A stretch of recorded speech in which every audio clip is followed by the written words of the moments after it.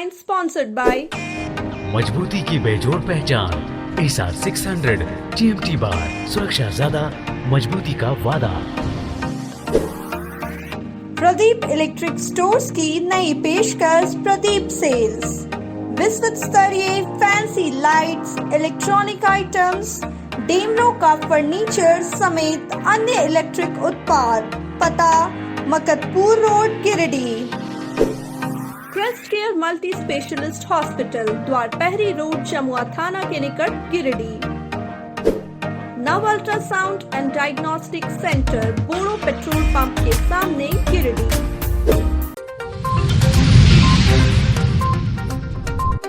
धनवार थाना क्षेत्र में अपराधियों ने बिजली मिस्त्री की निर्मम हत्या। संदेह पर पुलिस ने आधा दर्जन लोगों को किया गिरफ्तार।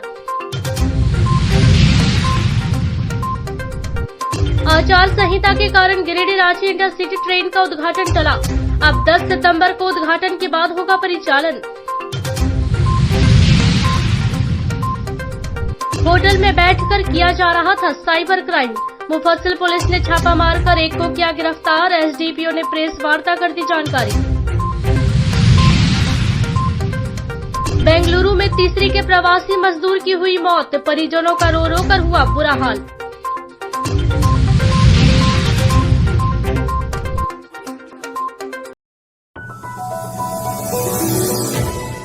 बिजली मिस्त्री की नृशंस हत्या। संदेह पर हिरासत में आधा दर्जन लोग। गिरिडीह जिले के धनवार थाना क्षेत्र में मंगलवार की देर शाम एक प्राइवेट बिजली मिस्त्री की नृशंस तरीके से हत्या कर दी गई। मृतक धनवार बाजार निवासी राजेंद्र कसेरा का 48 वर्षीय पुत्र प्रकाश कसेरा था।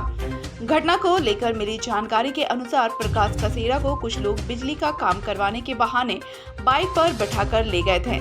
इसी बीच प्रकाश ने अपने मित्र जयदास को भी कॉल करके अपने साथ बुलाया था, जिसके बाद दोनों कृपालपुर जा रहे थे। इसी बीच बाइक सवार उसे कृपालपुर नहीं ले जाकर नकटेटाड़ ले गए। इस दौरान दोनों बाइक से कूदकर भागने की कोशिश की तो पहले से घात लगाए अपराधियों ने उन्हें घेर लिया। इस दौरान जयदास मौके से किसी तरह भागकर लोगों को इसकी जानकारी दी। जानकारी पाकर पारिवारिक सदस्य और पिता राजेंद्र कसेरा मौके पर पहुंचे तो देखा कि पुत्र का शव मौके पर पड़ा हुआ था। इधर घटना की जानकारी पाकर एसडीपीओ मुकेश कुमार महतो, धनवार थाना प्रभारी पिकू प्रसाद सदल बल के साथ मौके पर पहुंचे और शव को कब्जे में लेकर जांच प्रक्रिया प्रारंभ कर दी। जांच के क्रम में आधा दर्जन लोगों को हिरासत में लेकर पुलिस पूछताछ कर रही है। वहीं बुधवार की सुबह कागजी प्रक्रिया के बाद पोस्टमार्टम के लिए शव को गिरिडीह सदर अस्पताल भेज दिया गया।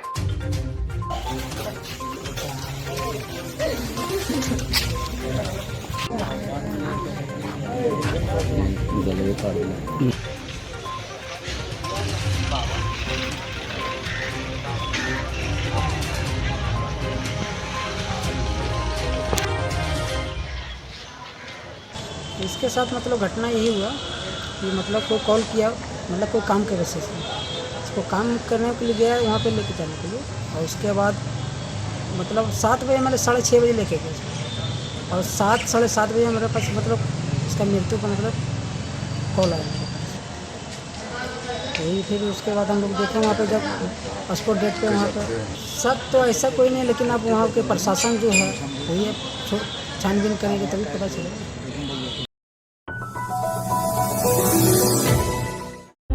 डुमरी उपचुनाव के कारण लागू आचार संहिता के मद्देनजर गिरिडीह रांची इंटरसिटी ट्रेन का परिचालन अब 10 सितंबर से शुरू होगा। इसकी जानकारी federation of Jharkhand chamber of commerce and industries के कोलांचल क्षेत्र के उपाध्यक्ष सह पूर्वी रेलवे के परामर्श दायित्व समिति के सदस्य प्रदीप अग्रवाल ने दी। उन्होंने बताया कि पूर्व में गिरिडीह रांची इंटरसिटी ट्रेन का उद्घाटन 17 अगस्त को होने वाला था, लेकिन उपचुनाव के कारण लगे आचार संहिता को देखते हुए इस ट्रेन का उद्घाटन अब 10 सितंबर को होगा। उन्होंने कहा कि केंद्रीय शिक्षा राज्य मंत्री अन्नपूर्णा देवी से प्राप्त सूचना के आधार पर उन्होंने यह जानकारी दी है।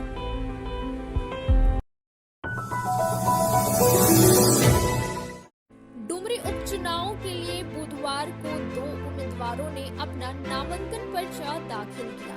निर्दलीय उम्मीदवार के रूप प्रसाद साहू पिता भोला प्रसाद साहू ग्राम बिरनी थाना नावाडी जिला बोकारो के रहने वाले उम्मीदवार ने अपने समर्थकों के साथ 3 सेंटों में पर्चा दाखिल किया।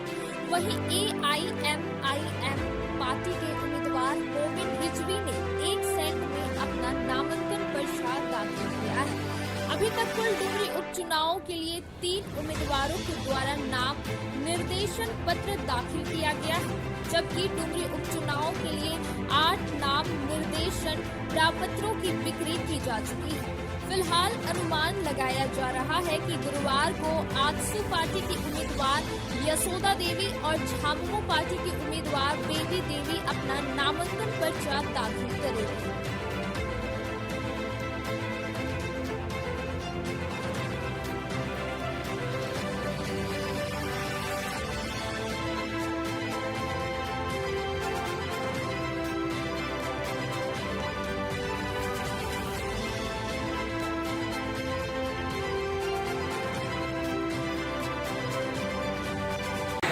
मेरा उद्देश्य यही है कि यहाँ डुमरी विधानसभा क्षेत्र हटाया जा रहा है।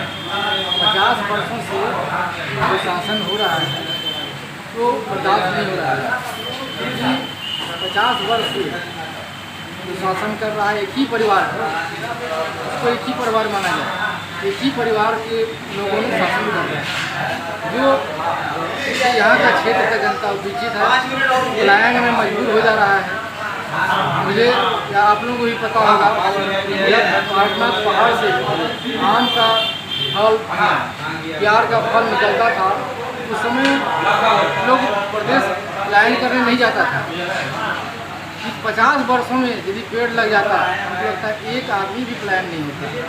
जबकि हमारे पास पूरा जो है हमारे पास मैंने ज़मीन पड़ती ज़मीन है, उसमें कटहल का पेड़, आम का पेड़, जामुन का पेड़ लगा देने से हमारी शिमला बन जाएगा। शिमला से भी ज़्यादा सुखी यहाँ हमारा रहेगा, एक आदमी भी बाहर नहीं जाएगा। लेकिन इन लोगों ने, हमको तो जानता है लोग, मैं 1990 से राजनीति कर रहा हूँ, मुझे जनता अच्छी तरह जानता है कि मैं सेवा कर सकता हूँ, नहीं सेवा कर सकता हूँ। लगातार कितने वर्ष से चुनाव लड़ रहे हैं? 90 आपका 95 लड़े, 2000 लड़े, 2004 लड़े, 2005 भी लड़े हैं, और बीच में मेरा स्वास्थ्य की गड़बड़ी होने के कारण हमने नहीं लड़ा चुका। अब मैं बिल्कुल स्वस्थ हूँ और क्षेत्र के जनता को ईमानदारी पूर्वक हम सुविधा दे सकते हैं, सेवा कर सकते हैं। निर्दलीय चुनाव लड़ रहे हैं? हम निर्दलीय चुनाव सकते हैं। पूर्व प्रधानमंत्री भारत रत्न अटल बिहारी वाजपेयी की पुण्यतिथि गिरिडीह में भी श्रद्धा पूर्वक मनाई गई। यहाँ पूर्व विधायक निर्भय शाहबादी के आवासीय कार्यालय में भाजपाई जुटे और वाजपेयी जी की तस्वीर पर माल्यार्पण कर अपने श्रद्धा सुमन अर्पित किए। इस मौके पर भाजपाइयों ने अटल जी की रचनाओं का, उनकी कविताओं का पाठ किया। पूर्व विधायक निर्भय शाहबादी ने कहा कि अटल जी के विचारों पर चलकर ही देश के नव निर्माण का कार्य चल रहा है। उनके संकल्पों को पूरा करना ही उनके प्रति सच्ची श्रद्धांजलि होगी। अटल बिहारी वाजपेयी अमर रहे, अमर रहे, अमर रहे। अटल बिहारी वाजपेयी अमर रहे, अमर रहे, अमर रहे। भारतीय जनता पार्टी जिंदाबाद, जिंदाबाद, जिंदाबाद। भारत माता की जय।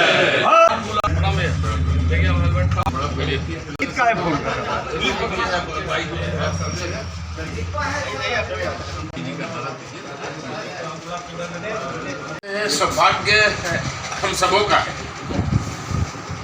कि आज ऐसे शख्सियत का, जिन्होंने एक भारत के राजनीति से लेकर के विद्वता, साहित्य, सारी चीजों के ऊपर में इतनी बड़ी लकीर खींचने वाले ऐसे हमारे भारत रत्न पूर्व प्रधानमंत्री और हम सभी लोगों के प्रेरणा स्रोत, जनसंघ के संस्थापक सदस्य, भारतीय जनता पार्टी के पूर्व अध्यक्ष श्रद्धेय अटल बिहारी वाजपेयी जी के पुण्यतिथि पे हम सभी यहाँ एकत्रित होकर के अपनी ओर से सदा सुमन दे रहे हैं और उनके द्वारा रचित रचनाओं को आपस में हम लोग कह करके उनके विचारों को किस तरह से हम जन जन तक पहुंचाने का काम करें, इसके लिए हम सभी एकत्रित हुए हैं। आज भारत को ऐसे शख्सियत की अत्यंत आवश्यकता है, उनके मार्ग पे चलने वाले लोगों की आवश्यकता है, खास करके नौजवानों को इनसे प्रेरणा लेकर के हमारे भारत को चट्टानी एकता और मजबूती देने का काम करना है। इसके लिए आज हम सभी जुटे हैं और इस महान आत्मा को हम श्रद्धांजलि देते हुए आज हम ये कह सकते हैं, एक बार जोरदार नारा लगाइए, भारत रत्न सदैव अटल बिहारी वाजपेयी अमर रहे, अमर रहे, अमर रहे। देश के पूर्व प्रधानमंत्री स्वर्गीय अटल बिहारी वाजपेयी अमर रहे, अमर रहे, अमर रहे। भाजपा के संस्थापक सदस्य अमर रहे, अमर रहे, अमर रहे। सदैव अटल बिहारी वाजपेयी अमर रहे, अमर रहे, अमर रहे। धन्यवाद, जय हिंद। मुफस्सिल थाना क्षेत्र के सिहोड़ी स्थित मां तारा होटल में छापेमारी कर पुलिस एक साइबर अपराधी को गिरफ्तार किया है। गिरफ्तार साइबर अपराधी शंकर मंडल पिता धनेश्वर मंडल बेंगाबाद थाना क्षेत्र के बादाइया गांव का रहने वाला है। पुलिस ने गिरफ्तार शंकर मंडल के पास से 2 एंड्रॉइड फोन भी बरामद किया है। इस संबंध में प्रेस वार्ता आयोजित कर एसडीपीओ अनिल सिंह ने बताया कि पुलिस अधीक्षक को प्राप्त गुप्त सूचना के आधार पर मुफस्सिल थाना के एएसआई अभिषेक कुमार के नेतृत्व में टीम गठित कर मां तारा होटल में छापेमारी की गई, जहां से साइबर अपराध करते हुए शंकर मंडल को गिरफ्तार किया गया। उन्होंने बताया कि गिरफ्तार अपराधी को जेल भेज दिया गया है।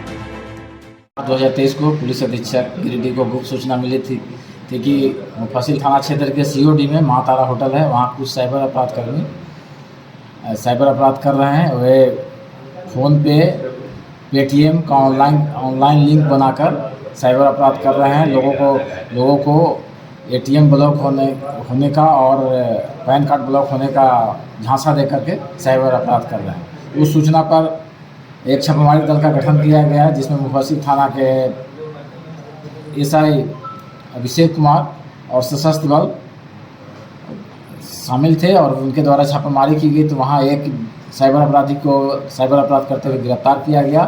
पकड़ाए व्यक्ति का नाम है शंकर मंडल पिता धनेश्वर मंडल, जो महदैया थाना बेंगाबाद के हैं। उनके पास से 2 स्मार्टफोन मिला है, एक रेडमी का है और एक है सैमसंग का। तो मोबाइल का जब जांच किया गया तो उसमें बहुत सारा एक्सेल शीट बना हुआ था, जिसमें करीब 50 से अधिक एक्सेल शीट बने हुए थे। उसमें करीब 5 लाख नंबर होंगे और उनके द्वारा जो जांच किया गया तो उसमें UPI, YONO bank, Reliance digital का वाउचर से ट्रांजैक्शन का वीडियो, एक्सिस बैंक का लॉगिन स्क्रीनशॉट, अवैध से बहुत सारा अवैध ट्रांजैक्शन का डाटा मिला है। तो ये एक साथी साइबर अपराध कर्मी हैं और एक काफ़ी दिनों से सक्रिय रहे हैं। तो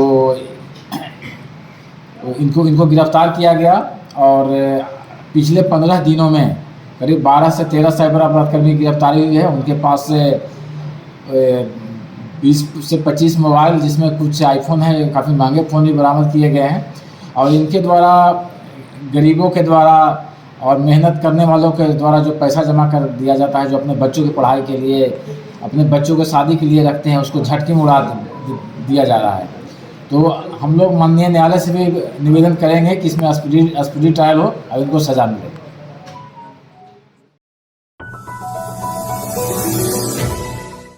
गिरिडीह जिले के तीसरी प्रखंड के एक और प्रवासी मजदूर की मौत मंगलवार को बेंगलुरु में हो गई। मृतक मजदूर तीसरी के बुटबरिया गांव का 27 वर्षीय प्रवासी मजदूर प्रेम बास्के था। उसकी मौत कैसे हुई, इसके कारणों का अभी तक पता नहीं चल पाया है। परिजनों का कहना है कि 2 दिन पहले ही प्रेम घर से बेंगलुरु के लिए निकला था। बेंगलुरु पहुंचते ही उसने अपनी पत्नी को फोन कर बगैर कुछ बताए पुलिस स्टेशन जाने की बात कहकर फोन काट दिया। परिवार वाले असमंजस में थे ही कि थोड़ी देर बाद बेंगलुरु पुलिस ने उसी नंबर पर फोन कर प्रेम की मौत हो जाने की खबर दी। साथ ही व्हाट्सएप पर एक तस्वीर भेजी जिसमें प्रेम खून से लथपथ होकर फर्श पर गिरा पड़ा था। उसके सर से बहुत ही ज्यादा खून बह रहा था। परिजनों ने बताया कि छत से गिरने की वजह से प्रेम की मौत होने की बात कही जा रही है। हालांकि प्रेम छत पर कैसे पहुंचा, वह खुद गिरा या किसी ने धक्का दिया या कोई और वजह है, यह तो जांच का विषय है। घटना की सूचना मिलने पर तीसरी पंचायत के मुखिया किशोरी साव और आदिवासी समाज कल्याण समिति के अध्यक्ष सह भाजपा नेता सोनू हेम्ब्रम ने पीड़ित परिजनों से मुलाकात कर पूरे घटनाक्रम की जानकारी ली, जिसके बाद सोनू हेम्ब्रम ने पूर्व मुख्यमंत्री सह भाजपा प्रदेश अध्यक्ष बाबूलाल मरांडी को फोन कर घटना की जानकारी दी। बताया गया कि बाबूलाल मरांडी ने मृतक का शव मंगवाने के लिए एम्बुलेंस की व्यवस्था के साथ ही मामले की जांच करवाने की भी बात कही। इस संबंध में मृतक प्रेम बास्के की पत्नी अनीता सोरेन बताती है कि प्रेम बेंगलुरु में ही रहकर काम करता था। वह 15 दिन पहले ही घर आया था और 2 दिन पहले ही वापस बेंगलुरु के लिए घर से निकला। बेंगलुरु पहुंचकर उसने घर में फोन कर पुलिस स्टेशन जाने की बात कही, जिसके बाद प्रेम की मौत की जानकारी मिली। प्रेम अपने पीछे पत्नी समेत एक 4 वर्षीय बच्चे को छोड़ गया। फिलहाल परिजन शव को लाने के लिए यहाँ से रवाना हो चुके हैं।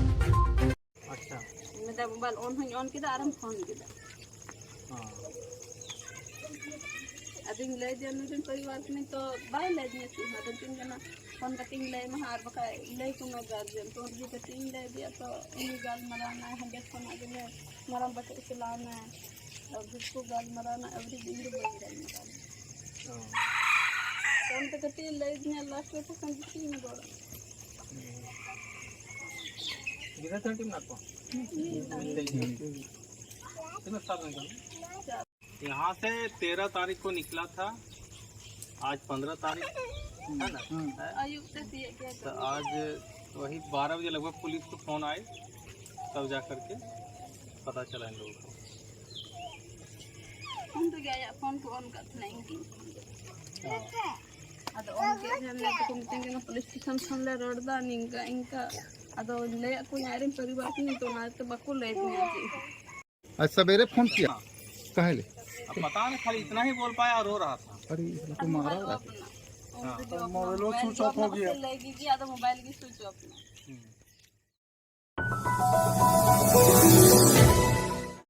पचंबा थाना कांड संख्या 80/2023 में छेड़खानी के आरोप में जेल में बंद दीपक गोस्वामी की भाभी ने दावा किया है कि उनके देवर पर छेड़खानी का आरोप लगाने वाली युवती ने उन्हें फोन कर और वीडियो भेजकर देवर पर लगाए गए आरोप से इनकार किया है। उन्होंने बताया कि लड़की ने फोन कर बताया कि उसके परिजन उसे कैद में रखे हुए हैं।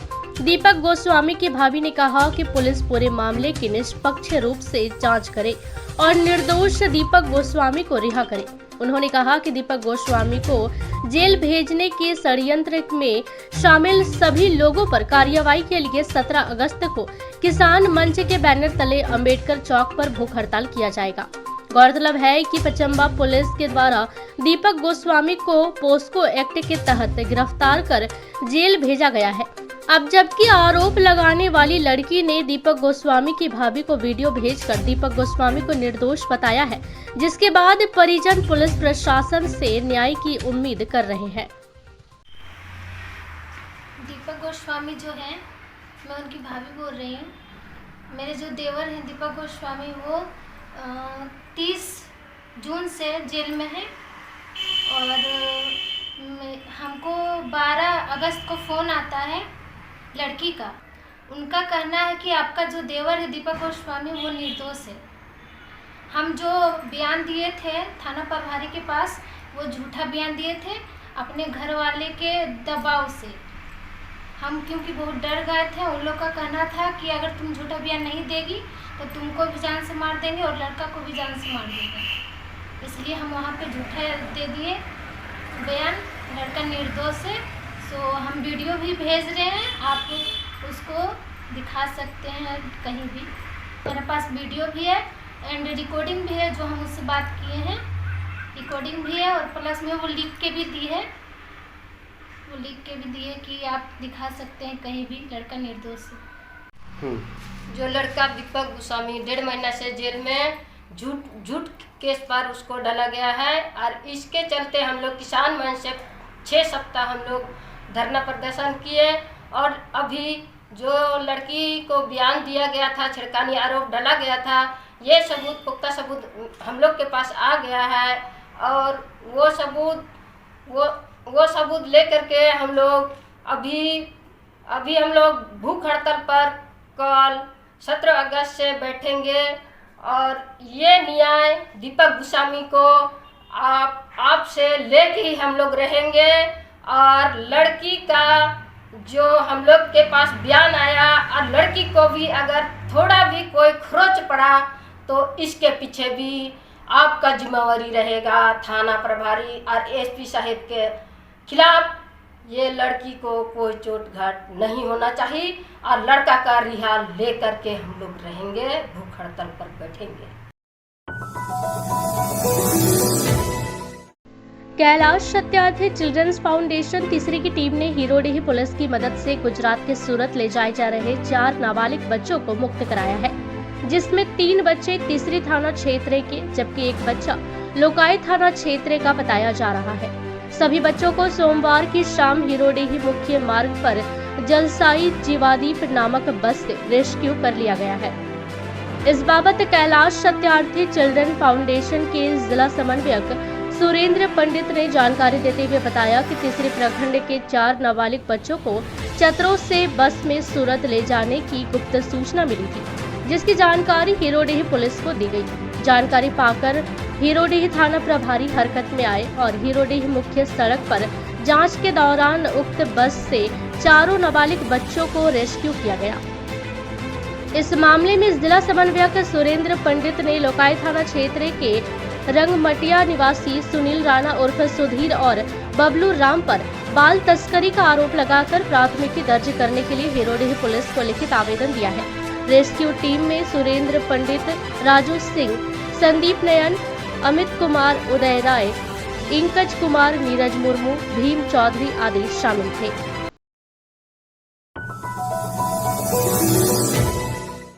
Global Indian women association Giridih zone की तरफ से स्वतंत्रता दिवस के अवसर पर बाभन टोली स्थित कला कुंज के प्रांगण में कार्यक्रम का आयोजन किया गया। इस अवसर पर सबसे पहले जीवा गिरिडीह जोन की अध्यक्ष पूनम सहाय के द्वारा ध्वजारोहण कर तिरंगे को सलामी दी गई। इसके बाद सदस्यों के बच्चे तनीषा आराध्य झुंझुनवाला, राधिका खंडेलवाल, माही शर्मा आदि के द्वारा एक से बढ़कर एक देशभक्ति सांस्कृतिक कार्यक्रम प्रस्तुत किए गए। वहीं कार्यक्रम के दौरान बिरनी प्रखंड निवासी सुरेश पासवान की दिव्यांग पुत्री सोनी कुमारी को व्हीलचेयर एवं नए कपड़े दिए गए। बताया गया कि दिव्यांग बालिका को स्वच्छंद रूप से जीवा के उद्देश्य जो कि महिलाओं को उड़ान भरना सिखाना है, उसी के तहत इस बालिका को उसकी जिंदगी में व्हीलचेयर देकर उड़ान लाने का छोटा सा प्रयास किया गया है। कार्यक्रम को सफल बनाने में क्लब के प्रेसिडेंट पूनम सहाय, वाइस प्रेसिडेंट राखी झुंझुनवाला, सेक्रेटरी लक्ष्मी शर्मा, मेंबर्स अमिता छावड़ा, सुमन साहू, सुजाता कयाल, सुलोचना कुमारी का महत्वपूर्ण योगदान रहा।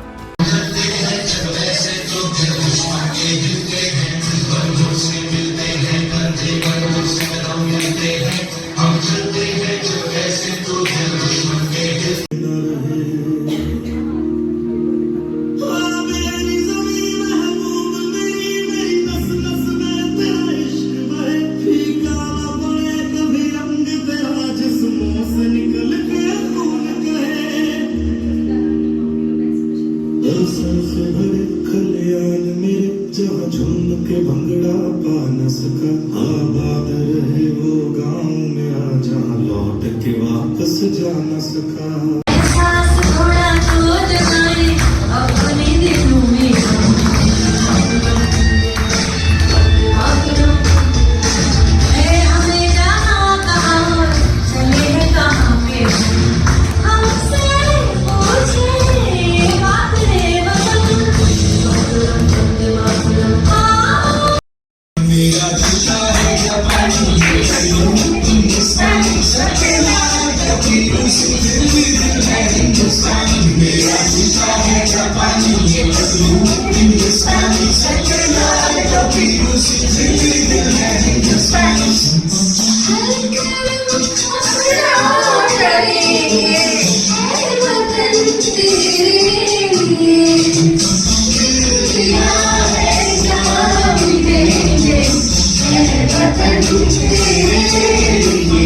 शहर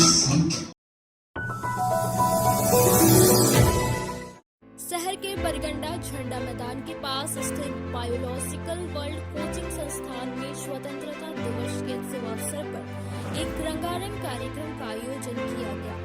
कार्यक्रम में बतौर अतिथि Jharkhand officers teachers employees federation के धनबाद जोन के संगठन सचिव सह झारखंड राज्य प्राथमिक शिक्षक संघ गिरिडीह के जिला उपाध्यक्ष इम्तियाज अहमद शरीफ हुए। मौके पर मुख्य अतिथि के हाथ में ध्वजारोहण कर कार्यक्रम की शुरुआत की गई।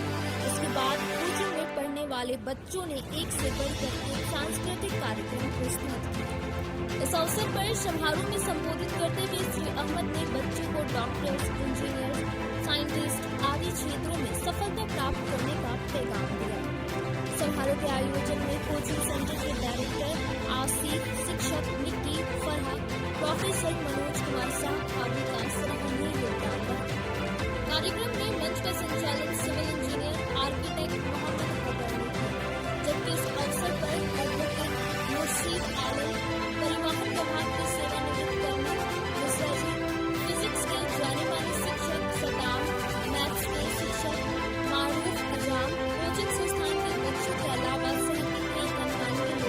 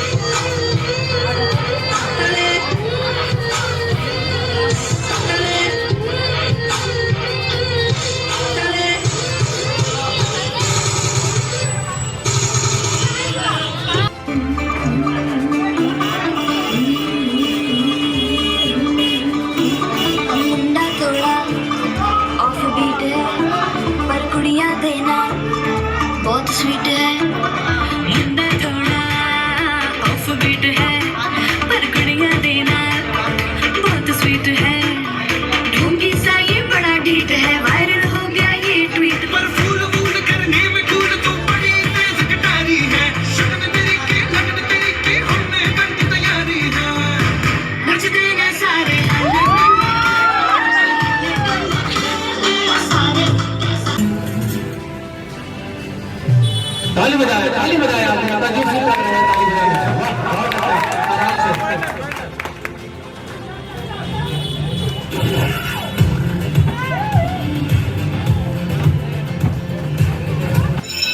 जोर का झटका है जोरों से लगा तेरा ध्यान किधर है ये तेरा हीरो इधर है तेरा ध्यान किधर है तेरा हीरो इधर है तो पलाश Now it's exam time.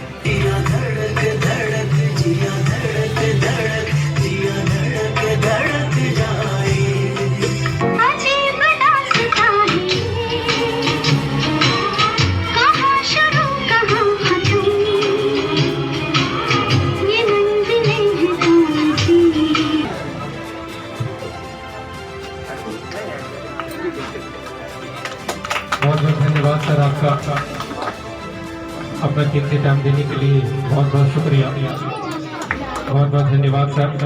अब ये आंटी का मैं नाम नहीं